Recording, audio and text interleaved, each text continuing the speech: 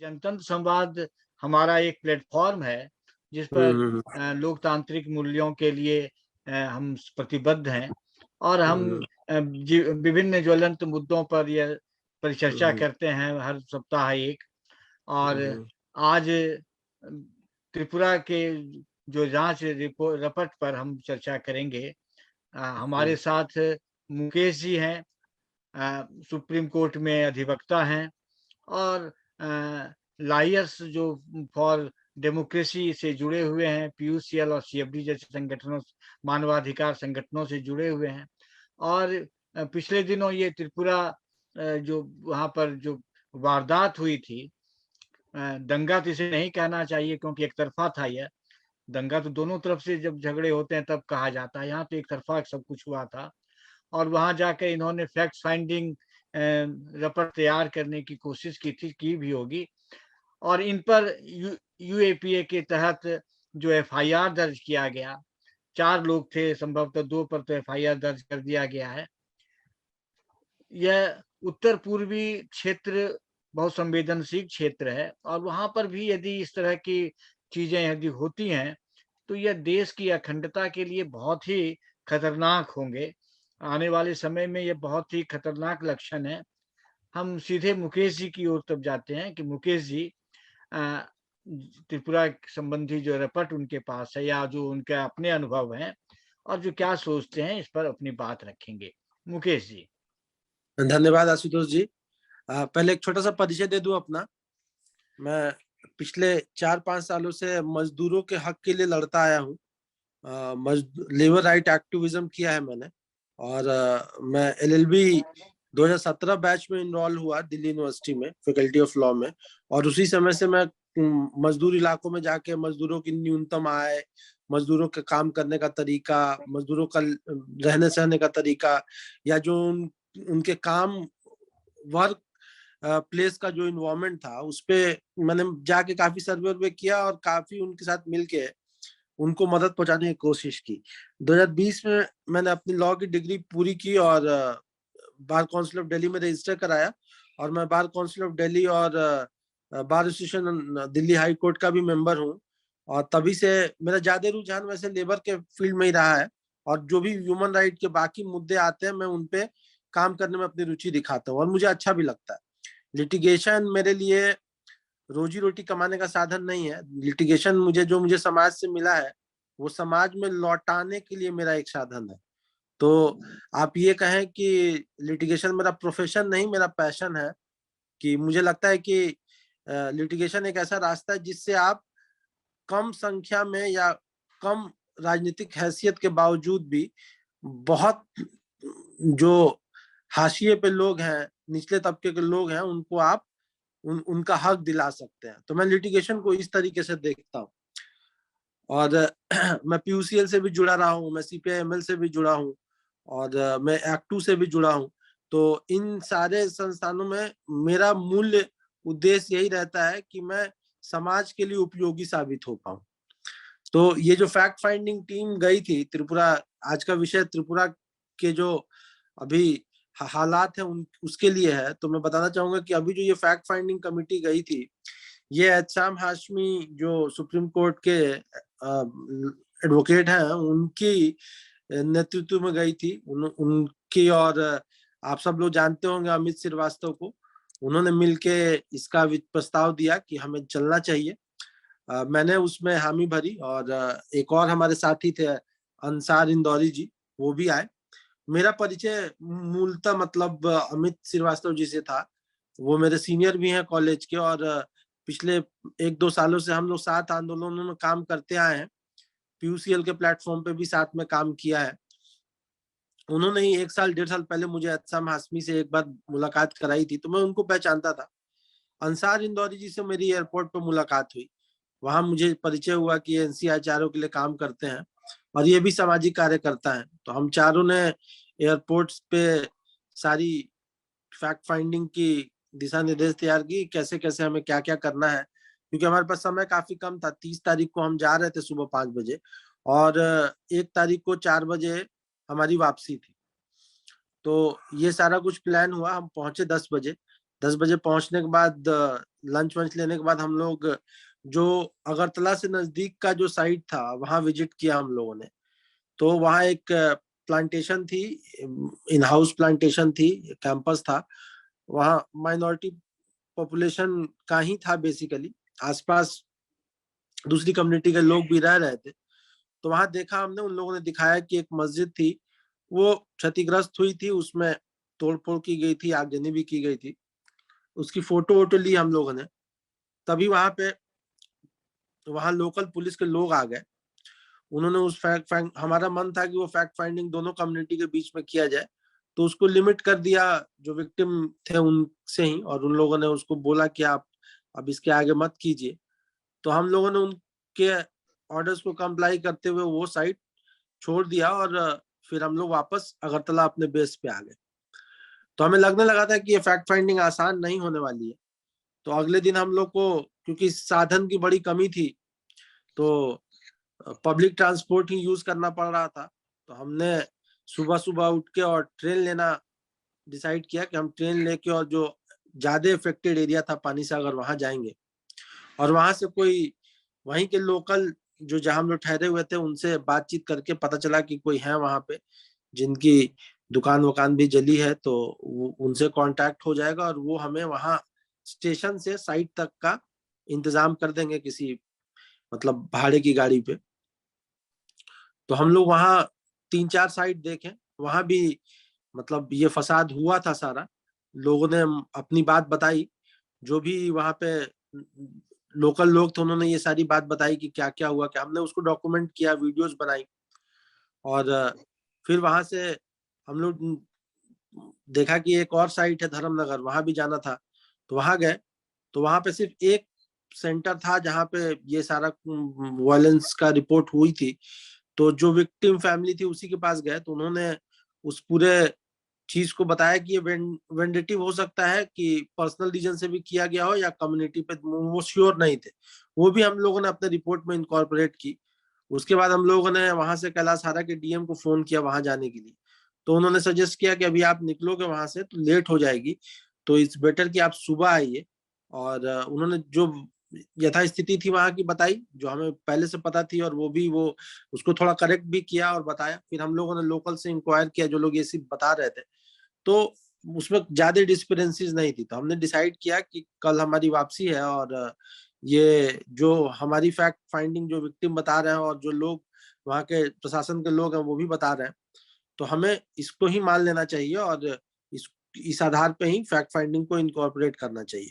तो एक तरह से कहें कि कैलाश हारा की जो फैक्ट फाइंडिंग थी वो जो एडमिनिस्ट्रेशन का बयान था उसी पे निर्धारित थी। और उसके बाद से हम लोग वापस अगरतला आ गए ट्रेन से ही।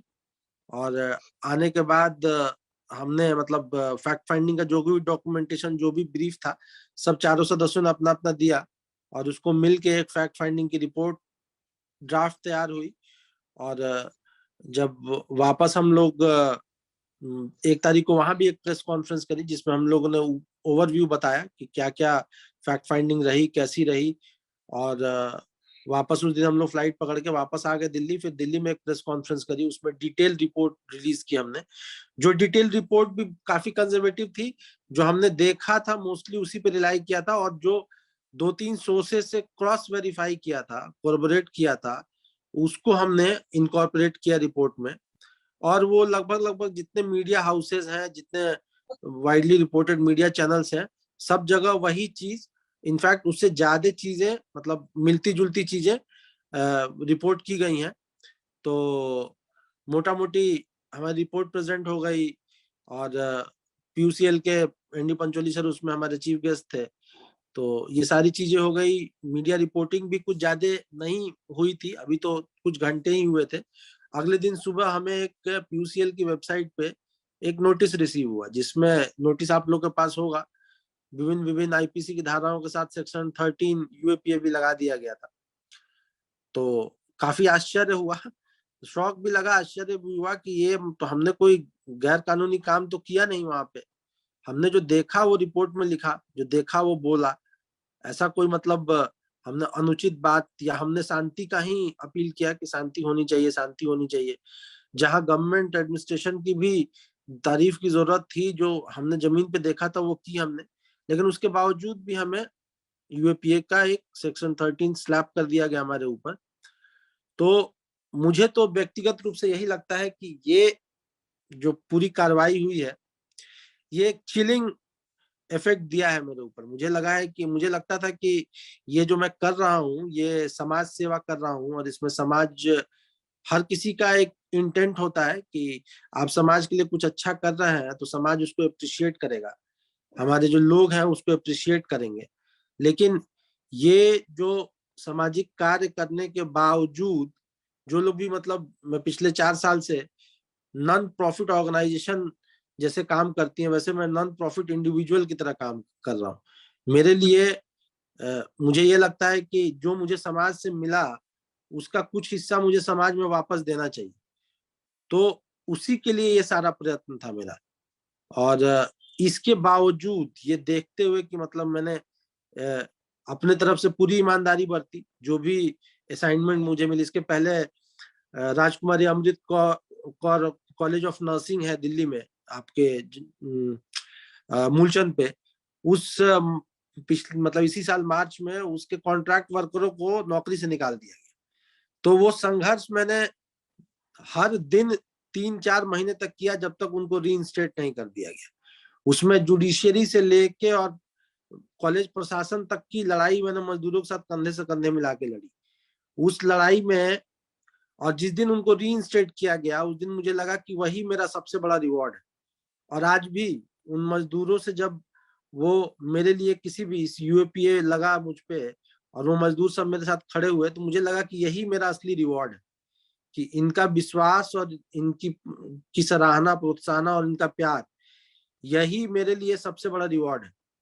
उसके पहले भी इंडस्ट्रियल एरियाज जो है आपको उधर आजादपुर के उस साइड में, वहां पे जो लोग हैं जिनके लिए फैक्ट फाइंडिंग करी हमने, और उनका जो भी न्यूनतम मजदूरी दिलाने में हम सब कामयाब रहे, या उनकी जो कंडीशन है वो सुधरी, तो वही हमारे लिए रिवॉर्ड था। इसमें भी ये जो कम्युनल टेंशन का था, हमें तो प्रयास यही था कि इसकी फैक्ट फाइंडिंग की जाए, सही चीजें बाहर आए, जो र्यूमर है, जो रियलिटी है, उसमें लोग अंतर कर सके। लेकिन इसमें हुआ ऐसा कि रियलिटी को र्यूमर कह के और यूएपीए चार्ज कर दिया गया।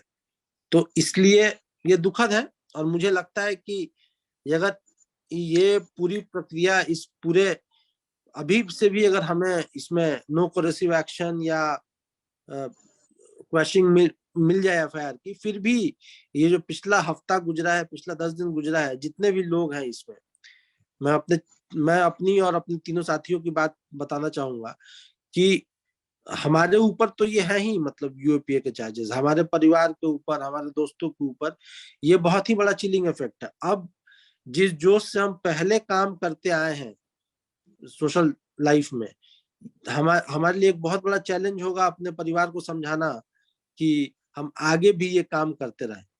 तो मतलब इस पूरे प्रकरण का हमारी लड़ाई पे असर तो पड़ेगा ही, लेकिन मैं यही कहना चाहूंगा यहाँ सबसे कि हर दौर में समाज के लिए एक नया चैलेंज होता है। हर दौर में यही चैलेंज है। भगत सिंह बनना आसान है, भगत सिंह का परिवार बनना मुश्किल है। ये बातें जो भी सोशल लाइफ में है और सोशल लाइफ में अपना कंट्रीब्यूशन देना चाहते हैं, तो उनको समझना चाहिए। मैंने भी सीखा ये, मुझे भी डर लगा, मैं भी घबराया, लेकिन फिर मैंने सोचा कि इस लाइफ का यही चैलेंज है कि भगत सिंह होने के लिए आपको ये तैयार करना पड़ेगा कि आपके घर के आसपास के लोग, उनको इतनी परेशानी होगी, तो उनकी भी ट्रेनिंग करनी पड़ेगी कि देखिए मैं ये काम कर रहा हूँ, हो सकता है कि मेरा कन्फ्रंटेशन हो सकता है कि मेरे साथ गलत धाराएं भी लगाई जाए और गलत तरीके से मैंने कोई गलत नहीं किया हो, फिर भी मुझे डिफेम कर दिया जाए। तो ये सब चीजें समझते हुए भी अब मतलब 7-8 दिन गुजरे हैं इस पूरे प्रोसेस के बाद।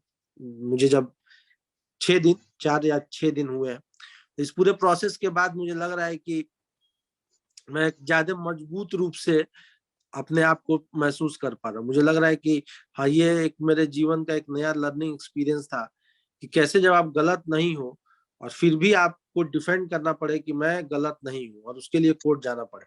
तो मैं यही कहना चाहूंगा कि ये पूरा जो यूएपीए का कॉन्सेप्ट है, यूएपीए का लॉ है, इसका प्रोसेस, जुरिसडिक्शन प्रोसेस ही एक तरह का पनिशमेंट है। आपको इतना चिलिंग इफेक्ट आएगा, आपको डर लगेगा कि आप बेल अप्लाई नहीं कर पाओगे, आपके पास कोई जुडिशियल रेमेडी नहीं होगा, कोई लीगल एड नहीं होगा, लोग डरेंगे क्योंकि इसमें जो लोग आपका सहयोग करेंगे उनके ऊपर भी चार्जेस आएंगे।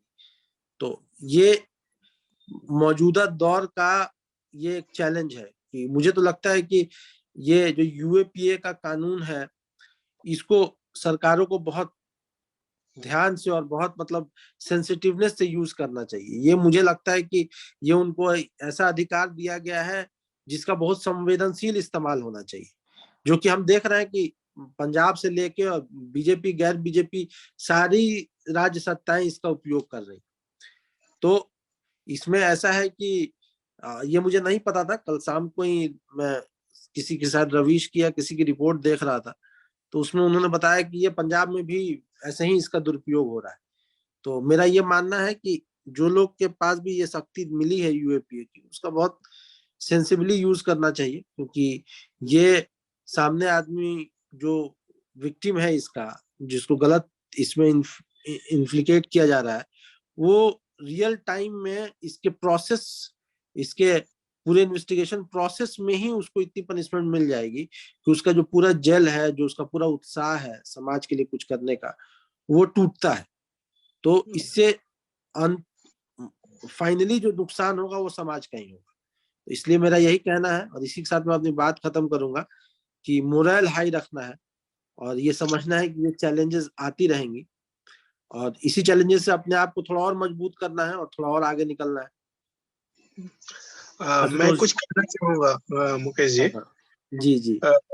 ये आपके लिए थोड़ी परेशानी तो है, लेकिन आज आपको पूरा देश जान रहा है और पूरे देश में आप एक आइकॉन बन गए हैं। और जी जी जी जी, आपने काफी तेजी से पहचान बनाई है नई पीढ़ी को, और आपको प्रशांत भूषण जी का सहयोग मिला और सुप्रीम कोर्ट में गए। तो वहां सुप्रीम कोर्ट में आपने क्या प्रे किया है? क्या उससे ये यूएपीए के कानून पर भी कुछ चुनौती हो सकती है क्या? जी जी जी, हमने ये जो अनलॉफुल एक्टिविटीज का जो डेफिनेशन है यूएपीए में, तो हमने इसका सेक्शन 201 को ही चैलेंज किया है। मतलब हम इसको, मतलब ये जो गाइडलाइंस, मतलब अब ये ऑनरेबल सुप्रीम कोर्ट के ऊपर है कि इसमें क्या रूलिंग देते हैं वो। हमने यही बोला है कि एक जो ये अनलॉफुल एक्टिविटीज सिर्फ लिख देने से, आप किसी को भी सेक्शन 13 में आप बुक कर देते हैं, तो इसमें गाइडलाइंस होनी चाहिए कि अनलॉफुल एक्टिविटी क्या है, या फिर इसको कॉन्स्टिट्यूशनल वैलिडिटी को ही चैलेंज किया गया है कि कॉन्स्टिट्यूशनली वैलिड है कि नहीं ये पॉइंट, कि आप सिर्फ अनलॉफुल एक्टिविटी लिख के और इतना wide ambit of power executive को दे रहे हैं, जिससे वो मतलब वो किसी को आंसरेबल नहीं हो, कोई गाइडलाइंस नहीं। तो इसलिए हमने उस पर्टिकुलर सेक्शन को 201 को चैलेंज किया है कि ये मतलब इस पे सुप्रीम कोर्ट अपना ऑब्जर्वेशन दे कि इसको मतलब आइदर गाइडलाइन होना चाहिए और नहीं तो नहीं होना चाहिए। ये हमने प्रे किया है सुप्रीम कोर्ट से। वाह। और हमारे कोई मित्र? मैं एक बात और पूछना चाहूंगा कि क्या आप इसके कोर्ट में क्या सरेंडर करने का सोच रहे हैं, या ऐसा लग रहा है कि वो लोग आएंगे, गिरफ्तार करेंगे, या आप उसको डिफाई करेंगे? इसके बारे में आपने कुछ सोचा है? नहीं, वो मुझे 41A का नोटिस दिया उन्होंने, तो मैंने नोटिस का रिप्लाई दे दिया उनको। मैंने उनको अपनी यथास्थिति बता दी है कि हम तो 30 तारीख को पहुंचे वहां, लास्ट वायलेंस जो रिपोर्ट हुई वो 26 तारीख की है, तो और हमारे आने के बाद कोई वायलेंस रिपोर्ट नहीं हुई है। और जो एफआईआर उन्होंने की है उसमें कोई भी जो हैंडल ट्विटर का, फेसबुक का या यूट्यूब का, वो हमारा नहीं है। एक लिंक 80 है जिसमें किसी दूसरे व्यक्ति ने हमारी त्रिपुरा वाली प्रेस कॉन्फ्रेंस को यूज किया है, और उस प्रेस कॉन्फ्रेंस की पूरी ट्रांसक्रिप्ट ऐसी है जिसमें एक भी भड़काऊ बात, एक भी गलत कोट, कुछ भी नहीं किया गया। वो इनफैक्ट दोनों कम्युनिटीज में सौहार्द बनाए रखने का, हार्मनी बनाए रखने के लिए अपील की गई है। उसमें जो भी चीज जो ब्रीफ दी गई है, 9 मिनट का वीडियो है, उस 9 मिनट के वीडियो में कोई भी इम्पार्शियल बात उसमें नहीं कही गई है। तो इसलिए हमने वो बिल्कुल कोर्ट में भी हमने यही प्रेयर दिया है कि ये जो एफआईआर में जो मेंशन है इसमें तो हमारे ऊपर, क्योंकि एफआईआर का जो क्राइम साइट है वो साइबर स्पेस लिखा हुआ है, तो साइबर स्पेस में तो हमारी एक्टिविटी बिल्कुल इनसिग्निफिकेंट है। हम मतलब ना उन 102 लिंक्स में हमारा कोई लिंक है, ना ही कोई हमारा मतलब हैंडल है, कुछ भी नहीं है हमारा। और उन्होंने साफ साफ लिखा है कि आपका कुछ हो तो आप हटा लीजिए, तो हमारा कुछ ऑब्जेक्शनल है ही नहीं तो हम हटाएं क्या। यानी आपने डाला नहीं है कुछ? नहीं, हमने कुछ नहीं डाला, हमने कुछ डाला नहीं है। मैं खाली वो त्रिपुरा में और दिल्ली में प्रेस कॉन्फ्रेंस किया था। जी जी बिल्कुल बिल्कुल बिल्कुल। तो इस संदर्भ में आपको कैसा समर्थन मिल रहा है लोगों का? देखिए, आप लंबे समय से आपने काम किया है सिविल राइट एक्टिविज्म में, और आप तो जानते ही होंगे, मतलब हमारे समाज में एक पढ़ाई होती है जो पैसा कमाने के लिए होती है, और एक पढ़ाई होती है जो समझ डेवलप करने के लिए होती है। तो जो समझ डेवलप करने वाले लोग हैं वो हमारे साथ हैं, वो अपना समर्थन दे रहे हैं। लेकिन जो एक बड़ा मुख्य धारा का मुद्दा है जिसके लिए किसी को तुरंत एंटी सोशल कह देना या एंटी नेशनलिस्ट कह देना बहुत आसान है। वो अपना 10 मिनट समय नहीं देते हैं किसी चीज को जानने में, और 10 सेकंड में किसी को खारिज कर देते हैं। तो उसी विरोधाभास में जी रहे हैं हम लोग। जो अपने जैसे लोग हैं, जो पढ़े लिखे लोग हैं, वो अपनी संवेदना दे रहे हैं कि हाँ आपके साथ बड़ा बुरा हुआ, हम आपके साथ हैं। लेकिन जिस समाज के जिस तबके में हम लोग रहते हैं, जो बहुत ही करीबी भी हैं, तो वो भी कहने से नहीं चूक रहे हैं इस बात को कि हमने मतलब जरूर कोई गैर कानूनी काम किया होगा। जो कि मुझे लगता है कि ऑनरेबल सुप्रीम कोर्ट को हमने अपना लिख के दे दिया है कि हमने तो ऐसा कोई एक्टिविटी किया नहीं जो कि मतलब गैर कानूनी हो, अनलॉफुल हो। हमने तो अपना काम किया है, और हम नेशनलिटी के फीलिंग से ही गए थे देखने के लिए कि नेशनल पीस मेंटेन है कि नहीं। वहां भी हमने यही कहा कि बॉर्डर स्टेट है और यहाँ पीस एंड ट्रांजिक्विलिटी की बहुत जरूरत है, आप इसको डिस्टर्ब मत कीजिए। तो हमने तो जो भी किया best interest of this country किया है, और यहाँ के लोगों के इंटरेस्ट में किया है। तो हमें इस बात के लिए कोई अफसोस नहीं है। अफसोस बस इस बात का है कि इस देश में हमने शायद बड़ी संख्या में जेएनयू और डीयू नहीं बनाया। सिर्फ एक जेएनयू तो पूरे देश को इंटेलेक्ट नहीं दे सकता है ना। मुझे तो लगता है कि हर जिले में एक जेएनयू होना चाहिए था, तो शायद हम जैसे सोचने वाले लोग होते और हम अलग थलग ना पड़ते, शायद आज ये काम जो मैंने किया है इसके लिए मुझे थोड़ी प्रशंसा मिलती, मुझे लोगों से क्लेरिफिकेशन नहीं देना पड़ता। नहीं, निश्चित तौर पर आपकी प्रशंसा हो रही है, और इस आपके मामले पर ये जो है सो ये पूरे देश में चर्चा का विषय है कि एक लॉयर का जो कि सीएफडी पीयूसीएल जैसी प्रतिष्ठित संस्था से जुड़ा हुआ रहा है, जो कि जेपी ने बनाया था इस दोनों को, सीएफडी को और जेपी को, तब से ये संस्था काम कर रही है, और उसके प्रतिनिधि के साथ ऐसा हो रहा है। ये पूरे देश में चर्चा का सवाल है, और निश्चित तौर पर हम लोग को इसमें आगे बढ़ करके यूएपीए के कानून को ही कैसे खत्म किया जाए इस पर हम लोग को काम करना चाहिए। ठीक, धन्यवाद। जी जी जी। और कोई मित्र? अभी थोड़ा है, समय है।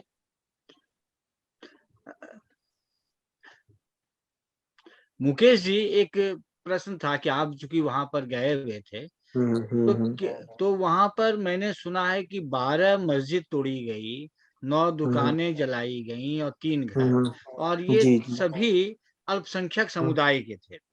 क्या जी जी बिल्कुल बहुसंख्यक बिल्कुल। समुदाय का कुछ भी बिगड़ा? कुछ भी उनकी संपत्ति का कुछ नुकसान हुआ?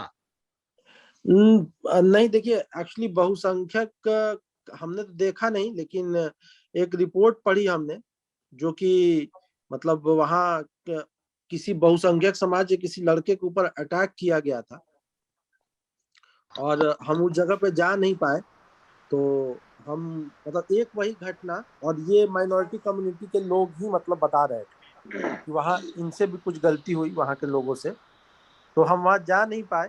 और मतलब कोई कैजुअलिटी नहीं हुई है, कहीं भी कोई जान का कोई नुकसान नहीं हुआ है। लेकिन जहां जहां हम लोग गए वहां पे तो मोस्टली माइनॉरिटी सोसाइटी के लोगों का ही दुकानें मकानें ये सब क्षतिग्रस्त हुई थी, जो हम लोग रिपोर्ट में पूरे डिटेल में लिख दिया है। इसकी शुरुआत कैसे हुई? मतलब यह जो ये देखिए, जो वहाँ लोकल बता रहे थे, इसकी शुरुआत ऐसे हुई कि जो बांग्लादेश में कांड हुए उसके बाद यहाँ पे उसके खिलाफ सेंटिमेंट बनने लगा, और वो सेंटिमेंट धीरे धीरे धीरे धीरे करके वो जो 26 तारीख वाली घटना हुई उसमें तब्दील हो गई ये। और मुझे लगता है कि हाँ, एक चीज मैंने देखा वहां जमीन पे कि मतलब रिलेटिवली मतलब वहाँ के जो लोग हैं, मेजोरिटी और माइनॉरिटी के लोग जो है, वो साथ अपनी डे टू डे लाइफ में पूरा साथ रहते हैं। जैसे हम जहाँ फैक्ट फाइंडिंग कर रहे थे वहां पे एक लड़का आया, मतलब जहाँ पे दुकानें जली थी वहां की बात बता रहा हूँ, और वो हिंदू कम्युनिटी का था। उसका नाम मतलब एग्जैक्ट नहीं याद, कुछ त्रिपुरा था, मतलब उसका सब टाइटल त्रिपुरा था। तो रंजीत नाम था, ऐसे ही कुछ नाम था, वो रिपोर्ट में होगा शायद। तो मैंने पूछा कि अरे यार, यहाँ तो अभी तुरंत तुरंत घटना हुई है और ये मुसलमानों की बस्ती है, तुम यहाँ इतना कॉन्फिडेंस से आ रहे हो। तो वो बताया कि मैं तो बचपन से आता हूँ यहाँ, और ये जो लड़का है ये मेरा दोस्त है, और मतलब वो भी बोल रहा था कि जिसने ये किया है ये गलत किया है। और बहुत लोग, मेजोरिटी के लोग, जैसे एक वीडियो भी हमारे पास है जिसमें दो बुजुर्ग लोग हैं, वो साथ में बैठ के टीवी देख रहे थे और चाय पी रहे थे। पूछने पे पता चला कि वो दोनों दो अलग अलग कम्युनिटी से है, एक मेजोरिटी से है, एक माइनॉरिटी से है, और दोनों लोग ही मतलब बोले कि ये दोनों, ये जो चीजें हुई हैं ये गलत हुई। तो ऑन लार्ज जो जमीन पे लोग हैं ना, उनमें कम्युनल टेंशन जैसी कोई चीज नहीं है। तो मुझे ये लग रहा है कि कुछ लोग हैं फ्रिंज एलिमेंट जो बाहर के ये, लोग थे वो सब जो आए थे सब करने के लिए, उस गांव के तो लोग नहीं थे, उस इलाके के लोग तो नहीं थे शायद, नहीं? नहीं, गांव इलाके का तो कोई मतलब नाम लेके नहीं बता रहे थे, तो आइडेंटिफाई नहीं कर पा रहे होंगे। लेकिन मुझे मतलब पर्सनली अगर पूछे हैं तो मुझे ऐसा नहीं लगता है कोई बाहर का आदमी जाके वहां कुछ करेगा। अब आप तो जानते हैं कि फ्रिंज एलिमेंट हर जगह होते हैं, पॉलिटिकली मोटिवेटेड लोग हर जगह होते हैं। तो कोई बाहर का, यही तो काम पुलिस का है ना, हम तो यही मांग कर रहे हैं ना कि पुलिस पता करे कि वो लोग कौन थे। क्योंकि जमीन पे तो आज भी हिंदू मुस्लिम, जहाँ बहुसंख्यक हिंदू है वहां भी आज भी मुस्लिम रह रहा है और बड़ा आराम से रह रहा है। तो उस दिन अचानक क्या हो गया? तो हम तो यही मांग कर रहे थे अपनी रिपोर्ट के माध्यम से कि आप बताइए कि कौन लोग। ये कोई तो जिस कोई गांव में जुलूस हम लोग निकला था? विश्व हिंदू हाँ परिषद का कोई जी जुलूस जी, निकला जुलूस था? जुलूस निकला था, और वही जुलूस के साथ ही उस रिपोर्ट में भी मैंने मतलब बताया है ये, ऐसे हम मतलब पूरी टीम ने, कि उस जुलूस में वही मतलब जो विक्टिम कम्युनिटी के लोग हैं वही बता रहे थे कि पूरी जुलूस जो थी वो डिसरप्शन नहीं कर रही थी, उसमें 200-250 लोग थे वो डिसरप्शन कर रहे थे। यानी यानी 200-250 से ज्यादा बड़ा जुलूस था? जी जी, 200-250 से ज्यादा बड़ा जुलूस था। तो इसलिए ये हम लोगों ने जमीन पे देखा, और जैसे जितने भी पत्रकार हैं, मीडिया के लोग हैं या फॉरेन मीडिया के लोग हैं जो रिपोर्ट कर रहे हैं, वो यही बातें बोल रहे हैं। मतलब इसमें कोई, और ये बात तो मुझे कोई भी कहीं भी बोलेगा मैं बोलूंगा, क्योंकि मैंने देखा है। ये और बात से रिपोर्ट मैं भी किसी, है। जी रिपोर्ट भी है रिपोर्ट जी। भी हम्म। मैं मान लीजिए कि आप ही जमीन पे गए, आपको किसी ने कहा कि ऐसा ऐसा हुआ है, तो आप दूसरा बात कैसे बोल सकते हैं? और मुझसे कोई जबरदस्ती बुलवाए कि दूसरा बात बोलो, तो मैं कैसे बोलूंगा दूसरा बात? और ठीक है, तो अब समाप्त किया जाए। हाँ हाँ, जी ठीक। तब बहुत अच्छा लगा मुकेश जी, आपने समय दिया और हमको बहुत अपनी बात बहुत ही कायदे से और बहुत डिटेल में आपने बताई बात। अच्छा लगा। धन्यवाद मुकेश जी। धन्यवाद सभी आप लोग का भी।